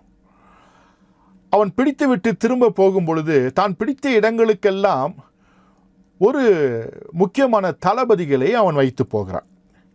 இங்கே பார்த்தீங்கன்னா யூடிமஸ் அப்படின்ற ஒரு தலைவன் இந்த வட இந்தியாவிற்காக அவன் வைத்து விட்டு போகிறான். அந்த யூடிமஸ் பிக்சர் தான் நீங்கள் பார்க்குறீங்க. ரொம்ப சிதிலமடைந்த ஒரு ஸ்டாச்சுவாக இருக்குது, அதனால் உங்களுக்கு அதை போட்டிருக்கேன். ஃபுல் ஸ்டாச்சு இது வரைக்கும் எங்கேயும் கிடைக்கல. ரீகன்ஸ்ட்ரக்ட் பண்ணால் ஒரு வேளை அந்த முகம் எப்படி இருக்குன்னு நமக்கு தெரியும். பட் இந்த யூடிமஸோடைய ஸ்டாச்சு, அவனை தான் என்ன பண்ணுறான்னா இந்த அலெக்சாண்டர் இந்த நார்த் இந்தியா பகுதி, பாரசீகம் வரைக்கும் இருக்க பகுதிகளுக்கு அவன் அதிகாரியாக, இன்சார்ஜாக வைத்து விட்டு போகிறான். ஆனால் பின்னால் அவன் யுத்தத்தில் செத்து போயிடுறான், அது வேற கதை. ஆனால் தெரிஞ்சுக்கிறதுக்காக நான் சொல்கிறேன், தான் பிடித்த தன்னுடைய ராஜ்யத்தை ஆளுகை செய்வதற்கு, கட்டுப்படுத்துவதற்கு தன்னுடைய தளபதிகளில் ஒருவனை, ஜெனரல் ஒருவனில் இந்த யூடிமஸை வச்சுட்டு போகிறான். அதாவது வரலாற்றில் அலெக்சாண்டருடைய 4 தளபதிகளை குறித்து தான், ஜெனரலை குறித்து தான் அதிகமாக பேசுவாங்க. ஆனால் அப்படியே இல்லை, அந்த யூடிமஸ் ஒரு ஜெனரல். நிறைய ஜெனரல்ஸ் இருந்தாங்க, ஒவ்வொரு நிலப்பகுதிக்கும் ஒரு ஜெனரலை வச்சுட்டு போனாங்க. அதில் பவர்ஃபுல்லாக பின்னாட்களில் கோலோச்சினவர்கள் தான் ஒரு 4-5 ஜெனரல்ஸ். ஆனால் இவங்கிட்ட எல்லா ஜெனரல்ஸுக்கும் அவன் நிலப்பகுதியை கொடுத்து தான் அவன் போனான். அப்போது இந்த வட இந்தியாவிற்கு யூடிமஸ் என்ற ஒரு ஜெனரல்கிட்ட இந்த இடத்த ஒப்பு கொடுத்துட்டு போனான். அப்போது இந்த அலெக்சாண்டர் ஒரு நிலப்பரப்பை ஆளுவதற்கு தன்னுடைய தளபதியை விட்டு சென்றான் அப்படின்ற செய்தியை நீங்கள் தெரிஞ்சுக்கிட்டீங்க. அதே போல் மனங்களின் ராஜ்யத்தை விரிவுபடுத்துவதற்கும், பராமரிப்பதற்கும், பாதுகாப்பதற்கும், ஆசீர்வதிப்பதற்கும், நித்திய ஜீவ பாதை நடப்பதற்கும் உங்களையே மகாராஜா கிறிஸ்து நியமித்திருக்கிறார். எத்தனை பேருக்கு புரிஞ்சிச்சு? உங்களை தாங்க நியமிச்சுட்டு போயிருக்கிறாரு. ஒரு அலெக்சாண்டர் யூடிமஸை நியமிச்சுட்டு போனான், அவன் செத்து போயிட்டான். ஆனால் கர்த்தர் உங்களை நிறைய வச்சுட்டு போயிருக்காரு. நீங்கள் மரித்தாலும் பிழைப்பீர்கள். எத்தனை பேருக்கு புரியுது? மரித்தாலும் பிழைப்பீர்கள், நித்திய ஜீவனுக்கு வந்துடுவீங்க. அப்போது இயேசு மகாராஜா உங்களையே நியமித்திருக்கார். உங்கள் ஏரியாவுக்கு, உங்கள் வீட்டுக்கு, உங்கள் குடும்பத்திற்கு, உங்கள் நிலப்பகுதியில் சுவிசேஷம் சொல்வதற்கு, ஆசீர்வதிப்பதற்கு, பாதுகாப்பதற்கு, பராமரிப்பதற்கு, திறப்பின் வாசலில் நிற்பதற்கு கர்த்தர் உங்களையே நியமித்திருக்கிறார். முக்கியமான ஒரு விஷயம். அப்போ பரலோக ராஜ்யம் அது கிறிஸ்துவினுடையது. அவர் ராஜா அப்படின்னா பொறுப்பு உங்களுடையது என்பதை மறந்துவிடக்கூடாது. ஏனென்றால் அவர் திரும்ப வருவேன் என்று தான் சென்றிருக்கிறார். திரும்ப வரும் பொழுது உங்களிடத்திலும் என்னிடத்தில் என்ன கணக்கு கேட்குவார்னா, இந்த விஷயங்களை நீங்கள் செய்தீர்களா, விரிவுபடுத்தினீர்களா, இந்த மனங்களின் ராஜ்யத்தை விரிவுபடுத்தினீங்களா, நிறைய மனங்களை உள்ளே சேர்த்தீங்களா, பராமரிச்சிங்களா, பாதுகாத்தீங்களா, ஆசீர்வதிச்சிங்களா, நித்திய ஜீவப்பாதையில் நடப்பதற்கு நீங்கள் என்ன பண்ணீங்க, அவங்கள தயார்படுத்தினீங்களா, நடத்துனீங்களா அப்படின்ற ஒரு கேள்வியை நீங்கள் கேட்டுக்கொள்ளணும். வெந்ததை தின்று விதி வந்தால் சாவம் அப்படின்ற கதையெல்லாம் இல்லை. இங்கே கர்த்தர் உங்களை விடுவித்து ஆசீர்வதித்து வைத்திருக்கிறார். உங்ககிட்ட ஒரு பொறுப்பு இருக்குது. யூடிமஸுக்கு ஒரு பொறுப்பு இருந்தது, அவன் சரியாக அதை செய்தான். அவன் தான் இங்கே வந்தபோது ஃபோரஸ் என்ற மன்னனை ஜெயிச்சது அவன் தான். யூடிமஸ் தான் ஜெயித்தான். அதே போல் இந்த உலகத்தில் நீங்கள் இருக்கிற வரைக்கும் பிசாசின் ராஜ்யங்களை ஜெயிப்பதற்கு கர்த்தர் உங்களையே தலைவர்களாக, அதிகாரிகளாக, ஜெனரல்ஸாக வச்சுட்டு போயிருக்காரு. பிசாசின் ராஜ்யத்தை நொறுக்குவதற்கு, மேற்கொள்வதற்கு, சத்துருவின் சகல அதிகாரங்களையும் மேற்கொள்வதற்கு கர்த்தர் உங்களையே வைத்து போயிருக்கிறார். புரிஞ்சவங்களாம் கரங்களை உயர்த்தி ஆண்டவருக்கு ஒரு நன்றியை சொல்லுங்கள். உங்கள் கடமையை செய்யுங்க. முதல்ல ஜபத்தில் செய்யுங்க, அப்புறம் உங்கள் செயல்பாட்டில் செய்யுங்க. இதை மறந்து விடக்கூடாது. முக்கியமான விஷயம். சரியா? முக்கியமான விஷயம். அப்போது மறுபடியும் உள்ளே போயிடுவோம். பார்த்தீங்கன்னா வசனத்தை பார்ப்போம். இயேசு மகா ராஜா என்ன பண்ணியிருக்கார் அப்படின்னா, நமக்கிட்ட ஒரு கட்டளை கொடுத்துட்டு போயிருக்காரு. மத்தேயு 28:18 அப்பொழுது இயேசு சமீபத்தில் வந்து அவர்களை நோக்கி, வானத்திலும் பூமியிலும் சகல அதிகாரம் எனக்கு கொடுக்கப்பட்டிருக்கிறது. நான் தான் ராஜாதி ராஜா, நான் தான் கர்த்தாதி கர்த்தா. அதனால் நீங்கள் புறப்பட்டு போய் சகல ஜாதிகளையும் சீஷராக்கி பிதா, குமாரன், பரிசுத்தாவி நாமத்தினால அவர்கள் ஞானஸ்தானம் கொடுத்து, நான் உங்களுக்கு கட்டளிட்ட யாவையும் அவர்கள் கை கொள்ளும்படி அவர்களுக்கு உபதேசம் பண்ணுங்கள். இதோ உலகத்தின் முடிவு பரியந்தம் சகல நாட்களையும் நான் உங்களோடு கூட இருக்கிறேன் என்றார். ஆமேன். அங்கே இருக்குது. அப்போது பெரிய ஒரு பிக்கெஸ்ட் கமாண்ட்மெண்ட்டு, நமக்கு ஒரு கட்டளை ஆண்டவர் கொடுத்துட்டு போயிருக்காரு. எப்படி அலெக்சாண்டர் தன்னுடைய ஜெனரலான அந்த யூடிமஸுக்கு ஒரு கட்டளை கொடுத்து அந்த இடத்த நிர்வாகிக்கு கொடுத்துட்டு போனானோ, அவன் மறித்து போயிட்டான். இன்றைக்கி இல்லை, அந்த ராஜ்யங்கள்லாம் போயிருச்சு. ஆனால் இந்த ராஜ்யத்தை யாராலும் ஒன்றுமே பண்ண முடியாது. ஏன்னா இது மனங்களின் ராஜ்யம். இந்த ராஜ்யம் என்றென்றைக்கும் நிற்கக்கூடிய ராஜ்யம், முடிவில்லாத ராஜ்யம். ஒரு ஆமேன் சொல்லுங்களேன். இந்த ராஜ்யம் என்னங்க? முடிவில்லாத ராஜ்யம். முடிவில்லாத ராஜ்யத்தை ஆளுகை செய்யும்படியாக, அதை நடத்தும்படியாக கர்த்தர் உங்களையே நம்பி கொடுத்திருக்கிறார். உலகத்தின் முடிவு பரியந்தம் அவர் உங்களோடு கூட இருப்பேன் என்று வாக்குத்தத்தம் கொடுத்திருக்கார். ஒரு மிகப்பெரிய பொறுப்புங்க, மிகப்பெரிய பொறுப்பு. கவனிக்க வேண்டிய ஒரு முக்கியமான விஷயத்தை நான் பேசி கொண்டிருக்கிறேன். அப்புறம் பாருங்கள், அங்கே லூக்கா 10:19 இதோ சர்ப்பங்களையும் தேள்களையும் மிதிக்கவும் சத்துருவினுடைய சகல வல்லமைகளை மேற்கொள்ளவும் உங்களுக்கு அதிகாரம் கொடுக்கிறேன், ஒன்றும் உங்களை சேதப்படுத்தாது. இப்படி ஸ்ட்ராங்கான வசனங்கள் வேதத்தில் இருந்தாலும் இன்றைக்கும் நடுங்கி கொண்டிருக்கிற, பயந்து கொண்டிருக்கிற, கண்ணீர் விட்டு கொண்டிருக்கிற, ஓடிக்கொண்டிருக்கிற, ஒளிந்து கொண்டிருக்கிற கிறிஸ்தவர்களுடைய எண்ணிக்கை தான் அதிகம். இந்த அதிகாரத்தை பயன்படுத்துகிறவருடைய எண்ணிக்கை இல்லை. கவனிக்க வேண்டிய விஷயம். நீங்கள் உங்களுக்கு கொடுக்கப்பட்ட பவரை எக்ஸசைஸ் பண்ணலைன்னா, உங்கள் அதிகாரத்தை பயன்படுத்தலைன்னா, உங்களை போல என்ன போல முட்டாள் உலகத்தில் வேறு யாருமே இல்லை. எத்தனை பேருக்கு புரியுது? ஒரு கார்டு கொடுத்து, ஒரு டெபிட் கார்டு கொடுத்து அதில் கோடி ரூபா போட்டு ஒருத்தர் கொடுத்துட்டு போயிட்டு, இதை பயன்படுத்திக்கோன்னு சொன்னால் அந்த கார்டை தூக்கி பத்திரமா பீரோக்குள்ளே வச்சுட்டோன்னு வச்சுக்கோங்களேன். நம்மளை போல முட்டாள் யாருமே இல்லை. அதை பயன்படுத்தணும். அதே போல் ஆண்டவர் உங்களுக்கு ஒரு அதிகாரத்தை கொடுத்துருக்கிறார். இயேசு கிறிஸ்துவின் இரத்தத்தால் கழுவப்பட்டு மீட்கப்பட்டு அவருடைய நாமத்தினால, பிதா, குமாரன், பரிசுத்த ஆவி நாமத்தினால ஞானஸ்தானம் எடுத்து பரிசுத்த ஆவியானவரை பெற்று கம்யூனியனில் பங்கு பெற்று திருச்சபையின் அங்கத்தினராக இருக்கிற யாராக இருந்தாலும் அவங்க எக்ஸசைஸ் பண்ண வேண்டிய, அவர்கள் கை கொள்ள வேண்டிய, பிரயோகிக்க வேண்டிய ஒரு அதிகாரம் என்னன்னா இந்த அதிகாரம்தான். இதை ப்ராக்டிஸ் பண்ணணும். அப்போது சிலருக்கு என்னென்னா, நான் பரிசுத்தவானே இல்லை, பிசாசு என்ன அடிச்சிடும்னு நினைக்கிறாங்க, நான் ஜபிச்சா ஜபம் கேட்கப்படாதுன்னு நினைக்கிறாங்க. இன்றைக்கி நிறைய கிறிஸ்தவத்துக்குள்ள கலைகள்.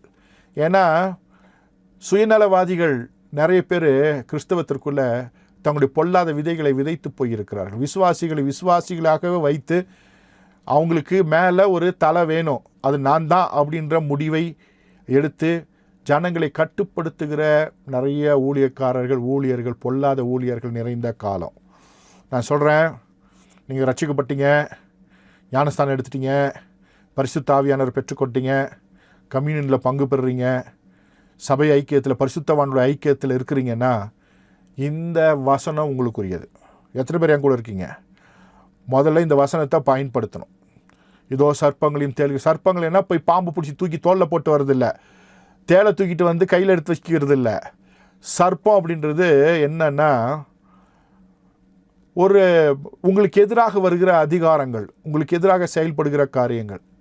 தேள்கள் அப்படின்னா என்னென்னா, உங்களை துன்பப்படுத்துகிறவர்கள். எல்லாத்தையும் மேற்கொள்ளுகிற அதிகாரத்தை. சர்ப்பம் என்ன பண்ணும்? கொன்னுரும், விஷம். அப்போது உங்களுக்கு எதிரான விஷமத்தனங்கள், உங்களுக்கு எதிரான எல்லா விதமான பிரச்சனைகள், மனிதர்கள் மூலமாக, இயற்கை மூலியமாக, பிசாசு மூலியமாக வருகிற எல்லாவற்றையும் மேற்கொண்டு தேவராஜ்யத்தை ஸ்தாபிப்பதற்கு கர்த்தர் உங்களுக்கு அதிகாரம் கொடுத்திருக்கிறார். ஒரு யுத்தம் என்பது ஒரு சாதாரண விஷயம் அல்ல. யுத்தத்தில் போய் கத்தியை சொல்லட்டணும், எதிராளியை வீழ்த்தணும், நம்ம மேலே படுற காயத்தை என்ன பண்ணும், பலமான காயத்தை படாதபடிக்கு நம்ம தடுத்து காப்பாற்றணும், முழு வீச்சோடு செயல்படணும், 4 பக்கம் கண் இருக்கணும், கை கால் சொல்லணும், சுற்றி பார்க்கணும், மூளை ஒர்க் ஆகணும். அதே போல் தான் இந்த உலகத்தில் சும்மா உக்காந்து தேமைன்னு சாப்பிட்டுட்டு உக்காந்துட்டு சம்பாரித்தோம் சாப்பிட்டோன்னு இல்லை. அதை காட்டிலும் நாம் யுத்த களத்தில் நிற்கிறோம், நாம் தான் ஜெயிக்கப் போகிறோம் என்கிறதான தெளிந்த புத்தி உள்ளவர்களாக நாம் இருக்க வேண்டும் என்று வேதம் நமக்கு சொல்லித் தருகிறது. நமக்கான ஒரு அற்புதமான ஒரு வசனம். இதோ சர்ப்பங்களையும் தேள்களையும் மிதிக்கவும் சத்துருடைய சகல வல்லம் மேற்கொள்ளும் உங்களுக்கு அதிகாரம் கொடுக்கிறேன், ஒன்றும் உங்களை சேதப்படுத்தாது. தேவ தொடர்புடைய மனிதன் இந்த வசனத்தை அப்படி தன் வாழ்க்கையிலே கை கொள்ள முடியும். அதான் நான் ஏற்கனவே சொன்னேன், நம்ம உயிரோடு இருக்க வரைக்கும் நமக்கு பிரச்சனை இருக்க தான் போகுது. ஜெயிக்கிறீங்களா இல்லையான்றது தான் உங்கள் கையில் இருக்குது. பிரச்சனை வரும்போதெல்லாம் யாரையோ தேடி போயிட்டே இருக்கிறோம் அப்படின்னா இயேசுவை தேடலைன்னு அர்த்தம். தீர்க்கதரிசிகளையும் வல்லமையுள்ள ஊழியக்காரனையும் தேடி போகிறீங்கன்னா உங்களுக்கு வல்லமையும் இல்லை, நீங்கள் தீர்க்கதரிசியும் இல்லை. உங்களுக்கு தீர்க்கதரிசி நீங்கள் தான் உங்களுக்கு பரிகாரி. ஏன்னா கர்த்தர் உங்கள் பரிகாரியாக இருக்கப்படினால உங்கள் ஜெபத்தை கர்த்தர் கேட்பார். உங்கள் வார்த்தை உங்களுக்கு தீர்க்க தரிசனமாக இருக்கும். உங்கள் வேதவசனமே உங்கள் வாழ்க்கையே மாற்றும். ஒருவேளை நாம் கூடி ஒருவரோடு ஒருவர் ஜெபித்து வேத வசனங்களை, விளக்கங்களை, தீர்க்கதரிசன வார்த்தைகளை பெற்றுக்கொள்வதிலே தவறொன்றும் இல்லை. ஆனால் அதை மாத்திரம் தேடி செல்வது என்பது நம்முடைய அவல நிலையை, நம்முடைய இயலாமையை அது வெளிப்படுத்துகிறது. சரியா? நாம் கூடி வரும் பொழுது நமக்காக யாரோ ஜெபிப்பாங்க, தீர்க்கதரிசனம் சொல்லுவாங்க, அதெல்லாம் உண்மை. அதற்காக தேடி செல்வது நம்முடைய இயலாமை அப்படின்னு ஒன்று வருது இல்லை, அப்போது நாம் தேவனுடையவர்களாக இல்லை என்பதை நாமே வெளிப்படுத்துகிறோம் என்கிறதான விஷயத்தை தெரிந்து கொள்ள வேண்டும். நீங்கள் கர்த்தருடையவர்களானால் இந்த வசனம் உங்கள் வாழ்க்கையில் செயல்படும். ஒருமித்து சகோதரர்களாய் சேர்ந்து ஜெயிக்க நீங்கள் அழைக்கப்பட்டிருக்கீங்க. எப்படி அலெக்சாண்டருக்கு நிறைய ஜெனரல்ஸ் இருந்தாங்களோ அதே போல் ஆண்டவராக இயேசு கிறிஸ்து நீங்கள் எல்லாம் ஜெனரல்ஸ். அதனால் ஒருத்தரோட ஒருத்தர் ஆலோசித்து ஜெபம் பண்ணி ஒருத்தர் சப்போர்ட்டாக நின்று வீழ்கிற மாதிரி இருந்துச்சுன்னா சொல்லுங்கள், எனக்காக ஜெபம் பண்ணுங்க பிரதர், எனக்காக ஜெபம் பண்ணுங்க பாஸ்டர், எனக்காக கொஞ்சம் கத்தியை கொஞ்சம் சொல்லட்டுங்க, எனக்காக கொஞ்சம் விழித்துருங்க அப்படின்னு சொல்லி சத்துருவின் அதிகாரங்களை மேற்கொள்ள, பிசாசின் வளைவில் மேற்கொள்ள நீங்கள் என்ன பண்ணணும்? முடிவெடுக்கணும். அதனால தான் பரிசுத்தவானுடைய ஐக்கியத்தை விட்டுவிடக்கூடாதுன்னு வேதவசனம் சொல்லுகிறது. சரியா? பரிகாரிகளை அல்ல, பரிசுத்தவான்களின் ஐக்கியத்தை விட்டு விடாது இருக்கணும். சரியா? பரிகாரிகளை அல்ல, பெரிய பெரிய ஜாம்பவான்களை அல்ல. நீங்களே ஜாம்பவான், இன்னொரு ஜாம்பவான் தேவையில்லை. நாமெல்லாம் சேர்ந்து தேவன் ராஜ்யத்தை கட்ட வேண்டும். நிறைய நேரத்தில் நிற்க விரும்பலை, நான் மறுபடியும் உள்ளே போயிடலாம். பார்த்தீங்கன்னா கிறிஸ்துவின் பிரமாண கால எக்லீஷியா அப்படின்னும் போது பரலோக ராஜ்யம், பரலோகம் தேவனுடைய வாசஸ்தலம், பரலோக ராஜ்யம் மனிதர்கள் வாசஸ்தலம், அதாவது தேவனை ஏற்றுக்கொண்டவர்கள் அப்படின்னு நம்ம பார்க்குறோம். இந்த பரலோக ராஜ்யத்திற்கு ஒரு முக்கியமான செயல்பாடு இருப்பதை பார்த்தோம். அதே போல் முக்கியமான ஒரு வசனம் இருக்குது. அப்படின்னா புரியும்படியாக சொல்கிறேன், நமக்கு ஒரு தேசிய கீதம் இருக்குது. ஒவ்வொரு நாட்டுக்கும் என்ன இருக்குது? ஒரு தேசிய கீதம் இருக்குது. எதுக்கு தேசிய கீதம் பாடணும்? ஒவ்வொரு நாட்டுக்கும் ஒரு தேசிய கீதம் இருக்குது. அது ஏன் நம்ம பாடுறோம் அப்படின்னு தெரியுமா? எதுக்கு பாடுறோம்? பெரிய ஒரு ப்ராட் ஸ்பெக்ட்ரம் இருக்க ஒரு விஷயம். ஆனால் உங்களுக்காக அதுக்குள்ளெல்லாம் போகாமல் இயேசு கிறிஸ்து நமக்கு ஒரு தேசிய கீதத்தை கொடுத்துட்டு போயிருக்காரு. புரிகிறதுக்காக பெரிய தேசிய கீதத்தை கொடுத்துட்டு போயிருக்காரு. அதை கண்டிப்பாக டெய்லி என்ன பண்ணணும்? சொல்லணும். அப்படின்னா அந்த மிலிட்ரியில் எல்லாம் போனீங்கன்னா டெய்லி என்ன பண்ணுவாங்க? அவங்க அதை ப்ராக்டிஸ் பண்ணுவாங்க, டெய்லி ப்ராக்டிஸ் பண்ணுவாங்க. அப்போது நாமளும் டெய்லி ப்ராக்டிஸ் பண்ண வேண்டிய ஒன்று என்னென்னா, சோல்ஜர்ஸாக இருக்கிற நீங்கள், அதாவது தலைவர்களாக இருக்கிற நீங்கள், ஜெனரல்ஸாக ஆண்டவருக்காக இருக்கிற நீங்கள், மனராஜ்யங்களை ஆளுகை செய்வதற்கு, தேவனுக்கென்று ஆளுகை செய்வதற்கு, மனராஜ்யத்தை பெருக்குவதற்கு, ஆசீர்வதிப்பதற்கு, பாதுகாப்பதற்கு, நித்திய ஜீவனுக்கு வருவதற்கு நியமிக்கப்பட்டிருக்க ஜெனரல்ஸான நீங்கள் டெய்லி சொல்ல வேண்டிய ஒரு தேசிய கீதம் என்னென்னா இதுதான். மத்தேயு சுவிசேஷம் 6ஆம் அதிகாரம் 10-13 வரைக்கும் இருக்கிற பரமண்டலங்கள் இருக்கிற எங்கள் பிதாவே, உம்முடைய நாமம் பரிசுத்தப்படுவதாக, உம்முடைய ராஜ்யம் வருவதாக, உம்முடைய சித்தம் பரமண்டலத்திலே செய்யப்படுகிறது போல பூமியிலையும் செய்யப்படுவதாக. எங்களுக்கு வேண்டிய ஆகாரத்தை இன்று எங்களுக்கு தாரும். எங்கள் கடனாளிகளுக்கு நாங்கள் மன்னிக்கிறது போல எங்கள் கடன்களை எங்களுக்கு மன்னியும்.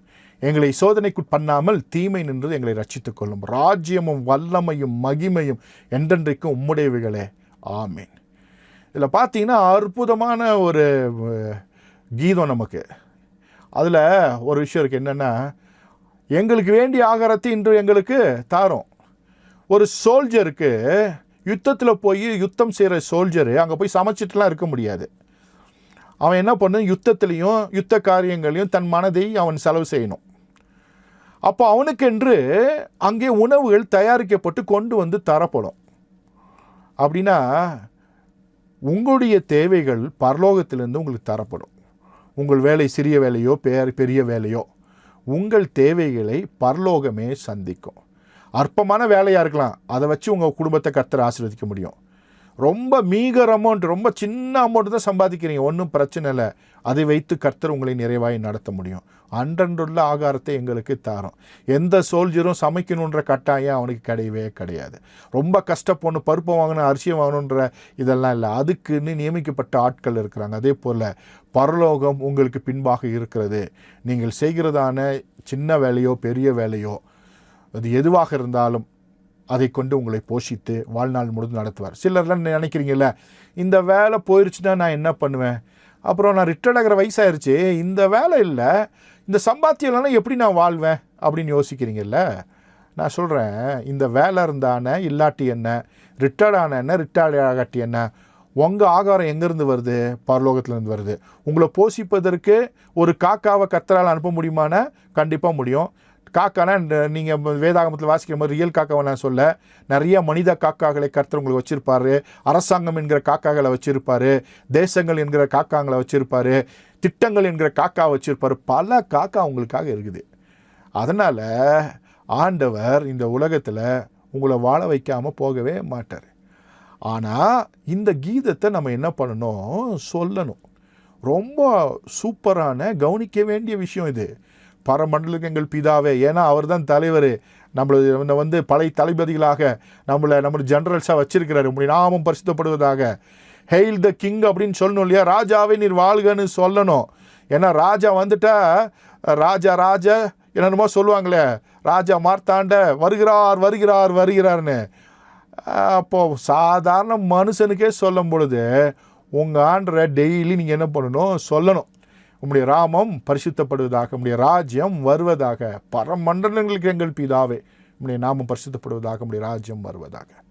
ஆனால் இன்றைக்கி கிண்டலுக்கும் கேலிக்குமான வசனமாக, சும்மா அறியாமையில் பேசுகிற வசனங்களாக, கிறிஸ்தவர்களாலும் மற்றவர்களாலும் அவமதிக்கப்படுகிற வசனங்களாக இவைகள் இருப்பதை நம்ம பார்க்குறோம். ரொம்ப கவலையான ஒரு விஷயம். பிசாசு எந்த அளவுக்கு ஜனங்களுடைய இருதயத்தை, கிறிஸ்தவனுடைய இருதயத்தை திசை திருப்பி இருக்கிறான். இது யாருமே சொல்கிறதில்ல. ஏன் சொல்கிறாங்கன்னு தெரியாது. அதாவது பெந்தகோஸ்துக்காரங்க சொல்கிறதே கிடையாது. பாரம்பரிய சபையில் வாரத்துக்கு ஒரு நாள் சொல்லுவாங்க, இவன் சொல்லவே மாட்டான். ஆனால் இதற்கு முன்பாக இருந்தவர்கள்லாம் ஆசீர்வாதமாக இருந்தார்களே. காரணம் என்ன? இந்த வசனம் ஆண்டவராக இயேசு கிறிஸ்து சொல்கிறாரு. எப்படி ஜெபம் பண்ணுன்னு கேட்ட பொழுது அவர் சொல்லி கொடுத்த ஜெபம் இது. நிலை மாறாத ஜெபம். அன்னைக்கு மாத்திரம் ஜெபம் இல்லை, என்றைக்குமே ஜெபம். ஏன்னா நீங்கள் ராஜ்யத்தினுடைய முக்கியமான பொறுப்பில் இருக்கிறீர்கள். மனங்களின் ராஜ்யத்தை கவர்ன் பண்ணுகிற பொறுப்பில் இருக்கிறீங்கன்னா இந்த விஷயத்தை நீங்கள் செஞ்சே ஆகணும். இது சூப்பரான முக்கியமான ஒரு விஷயம். அதில் பார்த்தீங்கன்னா, எங்களை சோதனைக்குட்பட பண்ணாமல் தீமை நின்று எங்களை ரட்சித்துக் கொள்ளும். யுத்தத்தில் பிரச்சனைகள் நிறையா வரும் பொழுது நாம் முன்னால் போராடிட்டு இருக்கிறோம், நமக்கு எதிராக ஒரு அம்பு வருது, அந்த அம்பை எதிர்க்கிற திராணி அல்லது அதை பார்க்காம இருக்கிறோம். ஆனால் அவர் பார்க்கிறார். அவர் தம்முடைய தூதர்களை அனுப்பி, தன்னுடைய ஆட்களை அனுப்பி உங்களை காப்பாற்றுவார். நான் சொல்லுகிறேன், ஒரு லிட்ரலாக சொல்கிறேன், ஆனால் ஆவிக்குரிய உலகத்தில் யோசித்து பாருங்கள். அறியாமையில் நீங்கள் நிற்கும் பொழுது, தெரியாமல் நிற்கும் பொழுது, உங்களுக்கு எதிராக சதித்திட்டங்கள் தீட்டப்படும் பொழுது, உங்களுடைய உயிருக்கு உலை வைக்கப்படும் பொழுது, உங்களுடைய சரீரம் வியாதி உள்ளாக தள்ளப்படும் பொழுது, உங்களுக்காக நின்று உங்களை காப்பாற்றுகிற, உங்களுக்காக ஆட்களை ஏற்படுத்துகிற, உங்களுக்காக தூதர்களை அனுப்புகிற தேவாதி தேவன் அவர் உங்களோடு இருக்கிறார். ராஜாதி ராஜா உங்கள் கூட இருக்கிறார். எப்பொழுதுமே பரலோக ராஜ்யம் போது அவர் ராஜான்னு நீங்கள் எப்பவுமே சொல்றீங்க. ராஜா எத்தனை பேர் சொல்கிறீங்க? ஏசப்பான்னு சொல்கிறீங்க, ஏசு தெய்வான்னு சொல்கிறீங்க, அவர் ஏசு ராஜா அப்படின்றது எத்தனை பேர் சொல்கிறீங்க? சிலர் சொல்லுவாங்க ஏசு ராஜா அப்படின்வாங்க. அப்படி சொல்கிறவங்க நல்லா இருக்கிறாங்க. யோசித்து பாருங்கள், ஏசு ராஜா நீங்கள் சொல்லணும். அவர் யாருங்க நமக்கு? ஏசு மகா ராஜா. அந்த ஏசு மகாராஜா இந்த உலகத்தை சிஸ்டமேட்டிக்காக அவர் படைத்து மனங்களின் ராஜ்யங்கள் மூலியமாக தேவ ராஜ்யத்தை நிரப்புவதற்கு, நித்திய ஜீவனுக்கு வருவதற்கான மிகப்பெரிய ஒரு திட்டத்தை நிறைவேற்றி நம்மை உள்ளே கொண்டு வந்து நம்மை கொண்டு அவருடைய ராஜ்யத்தை கட்டுவதற்கு தேவன் சித்தம் உள்ளவராக இருக்கிறார். நம்மகிட்டேயே அதிகாரம், நம்மகிட்டேயே வல்லாம உதவி செய்வதற்கு அவர், புரிந்து கொள்வதற்கு பரிசுத்த ஆவியானவர், நம்மை வழி நடத்துவதற்கு பரிசுத்த ஆவியானவர், சகல சத்தியத்திற்குள் நடத்துவதற்கு பரிசுத்த ஆவியானவர், அவர் சேனைகளின் தேவன், தன்னுடைய தூதர் சேனைகள் நமக்கென்று அனுப்பி வைத்திருக்கிறார். எல்லாமே இருக்கும் பொழுதும் பயன்படுத்தாமல் சொத்துக்கு வழி இல்லாண்டவரேன்னு சொல்கிறவங்கள பார்த்து என்ன பண்ணலாம்? அது கேள்வியே அல்ல. இதை வாசித்து அறிக்கை செய்யும் பொழுது கர்த்தர் ஆசீர்வதிக்கிறவராக இருக்கிறார். வாயினுடைய அறிக்கையினாலே வாழ்க்கை ஆசீர்வதிக்கப்படும். பாருங்க, அரசியல்வாதி போய் தன்னுடைய தலைவனுக்காக ரோட்டில் நின்று கத்தி போராடி, எங்கேயோ தலைவன் வந்தால் இங்கேருந்து கையை தூக்கி கீழே குடிஞ்சு பொக்கையை தூக்கிட்டு போய் நின்று, வரும் வழியில் போரும் வழியிலாம் நின்று அவன் என்ன பண்ணுறான்? தன்னுடைய ஸ்தானத்தை உயர்த்துவதற்கு போராடுறான். ஒரு கடைக்கண் பார்வை அந்த அரசியல்வாதி பார்த்ததும், அந்த தலைவன் பார்த்ததும் இவன் வாழ்க்கை மாறுதுங்க. சாதாரண உலகத்தில் ஒரு தொண்டன் தன்னுடைய தலைவன் பார்வையில் பட்டுவிட்டால் வாழ்க்கை மாறுதுன்னா, தேவாதி தேவனுடைய பார்வையில் என்றென்றைக்கும் இருக்கிற நீங்கள் இதை செய்யும் பொழுது, அவர் நமக்கு சொல்லிக் கொடுத்த ஜெபத்தை செய்யும் பொழுது வாழ்க்கை மாறுமா மாறாதா? அவ்வளோதான் நான் கேட்குற கேள்வி உங்ககிட்ட. ஒரே கேள்வி தான், வாழ்க்கை மாறுமா மாறாதா? அதற்கு நீங்கள் தான் இனிமேல் சாட்சிகளாக இருக்க போகிறீங்க. ஒவ்வொரு நாளும் வாய்ப்பு கிடைக்கும் போதெல்லாம் நீங்கள் இந்த ஜெபத்தை மனப்பாடமாக சொல்லுங்கள், புரிஞ்சு சொல்லுங்கள், வாசிங்க. அதே போல் வாழ்க்கையில் எப்பொழுதெல்லாம் தடுமாற்றம் வருதோ அப்போ இந்த வசனங்களை வாசிங்க. ராஜா நமக்கு கொடுத்த ஒரு மிகப்பெரிய ஒரு ஜெபம், ராஜா நமக்கு கொடுத்த ஜெபம், ராஜாதி ராஜாவே நமக்கு கொடுத்த ஒரு அற்புதமான ஜெபம். அப்போது நாம் இன்றைக்கு தெரிந்து கொண்டோம், இன்னொரு பார்வையிலிருந்து பரலோக ராஜ்யவாசிகளாக நாம் அவருடைய தளபதிகளாக, ஜெனரல்ஸாக நாம் இருக்கிறோம். இந்த உலகத்தை ஆசீர்வதிக்க, காப்பாற்ற, ஜனங்களை முன்னேற்ற, நித்திய ஜீவனுக்கு கொண்டு வருகிற ஒரு பொறுப்பை கர்த்தர் நமக்கு கொடுத்திருக்கார். தேசத்தின் சேமத்திற்காக ஜெபிக்க, ஜனங்களை ஆசீர்வதிக்க நாம் அழைக்கப்பட்டிருக்கிறோம். ஆசீர்வதிக்க வேண்டிய வேலையை தவிர வேறொரு வேலை நமக்கு இல்லை என்பதை ஏற்கனவே சொல்லிக் கொடுத்துருப்பேன் நினைக்கிறேன். இங்கே நினைவுபடுத்துகிறேன். நாம் ஜனங்களை ஆசீர்வதிக்க நாம் அழைக்கப்பட்டிருக்கிறோம். நம் மூலமாக தேசங்கள் ஆசீர்வதிக்கப்பட வேண்டும். ஏனென்றால் ஜனங்கள் யாவரும் தேவனுடைய சாயலாக ரூபமாக படைக்கப்பட்டவர்கள். அவர்கள் மீது நாம் கரிசனைப்படும் பொழுது கர்த்தர் நம்மை விசாரித்து நம்மை ஆசீர்வதிக்க வல்லவராக இருக்கிறார். இது ஒன்றுக்கொன்று தொடர்புடைய ஒரு முக்கியமான விஷயமாக இருக்கிறது. எனவே பரலோக ராஜ்யம் என்றால் என்ன, அதனுடைய செயல்பாடு என்ன என்பதை ஒரு குறிப்பிட்ட நேரத்திற்குள்ளாக நான் உங்களுக்கு சொல்லிக் கொடுத்திருக்கிறேன். நான் சொல்லிக் கொடுத்தது கொஞ்சம்தான், ஆனால் பரிசுத்த ஆவியானவர் இதனுடைய ஆழங்களை, இதனுடைய உயரங்களை, இதனுடைய மேன்மையை உங்கள் வாழ்க்கையில் அவர் சொல்லிக் கொடுத்து உங்கள் வாழ்க்கையில் அதை நிறைவேற்றி குறைவில்லாதவர்களாக, நிறைவானவர்களாக, பலசாலிகளாக, பயமில்லாதவர்களாக, தெளிந்த புத்தியுள்ளவர்களாக இந்த உலகத்திலே அவருக்கென்று நிற்கிற ஒரு ஜெனரலாக கர்த்தர் நிறுத்துவாராக என்று உங்களை வாழ்த்துகிறேன். ஒரு அலெக்சாண்டருக்கு ஒருத்தர் தான், கர்த்தருக்கு நீங்கள் எல்லாம் ஜெனரல்ஸ். அதனால் இந்த ஜெனரல்ஸ் நிலையானவர்கள். அந்த ஜெனரல் செத்து போயிட்டான். நீங்கள் செத்தாலும் உயிரோட நித்திய ஜீவனுக்கு வரப்போகிற, மரணத்தை மேற்கொள்ளக்கூடிய அதிகாரத்தை கொடுத்திருக்கிற, அதிகாரத்தை பெற்ற ஜீவனுள்ள தேவனுடைய பிள்ளைகளாக இருக்கிறீங்க. எனவே இந்த பரலோக ராஜ்யம் என்கிறதான தலைப்பில் நீங்கள் கேட்ட அந்த பாடத்தை என்றைக்கும் மறந்து விடாதீருங்க. விசேஷமாக இந்த ஜெபத்தை நீங்கள் மறந்துடாதீங்க. நீங்கள் எல்லாருமே இந்த வசனத்தை நீங்கள் வாசிக்கணும். நாம் ஒரு முறை எல்லோரும் சேர்ந்து வாசித்துட்டு நாம் முடிக்கலாம். நான் 1 2 3 ஸ்டார்ட்ன்னு சொல்லிவிட்டு ஒவ்வொரு வார்த்தையாக நான் வாசிக்கிறேன். எப்படி வாசிப்பேன்? நான் பரமண்டலங்களில் இருக்கிற எங்கள் பிதாவே உம்முடைய நாமம் பரிசுத்தப்படுவதாக அப்படின்னு வாசிப்பேன். என் கூட சேர்ந்து நீங்களும் என்ன பண்ணுங்கள், வாசிங்க. இன்னையிலேருந்து நம்ம ஆரம்பிப்போம். ஒரு மாற்றத்தை இந்த தேசத்திலே, உலகத்திலே கொண்டு வருவோம். எல்லாம் பூர்வ பாதைக்கு திரும்ப வேண்டியது நம்முடைய கடமையாக இருக்கிறது. ஏற்கனவே ஒவ்வொரு முறையும் வசனங்களை போட்டு தான் ஆரம்பிக்கிறோம். இது ஒரு பூர்வ பாதைக்கு திரும்புவதற்கான ஒரு காரியமாக இன்றைக்கு இருக்கிறது. எனவே நாம் சேர்ந்து சொல்வோம், 1 2 3 ஸ்டார்ட். பரமண்டலங்களில் இருக்கிற எங்கள் பிதாவே, உம்முடைய நாமம் பரிசுத்தப்படுவதாக, உம்முடைய ராஜ்யம் வருவதாக, உம்முடைய சித்தம் பரமண்டலத்திலே செய்யப்படுகிறது போல பூமியிலேயும் செய்யப்படுவதாக. எங்களுக்கு வேண்டிய ஆகாரத்தை இன்று எங்களுக்கு தாரும். எங்கள் கடனாளிகளுக்கு நாங்கள் மன்னிக்கிறது போல எங்கள் கடன்களை எங்களுக்கு மன்னியும். எங்களை சோதனைக்குட்பண்ணாமல் தீமை நின்று எங்களை ரட்சித்துக் கொள்ளும். ராஜ்யமும் வல்லமையும் மகிமையும் என்றென்றைக்கும் உம்முடையவைகளே. ஆமேன். அப்படியே கரங்களை தட்டி கர்த்தருடைய நாமத்திற்கு ஒரு மகிமையை செலுத்துங்க. என்ன ஒரு முக்கியமான ஒரு செய்தி, உங்கள் வாழ்க்கைக்கு தேவையான ஒரு அற்புதமான செய்தி உங்கள் வாழ்க்கை இன்றைக்கு மாற்றி இருக்கிறது என்பதை நான் விசுவாசிக்கிறேன்.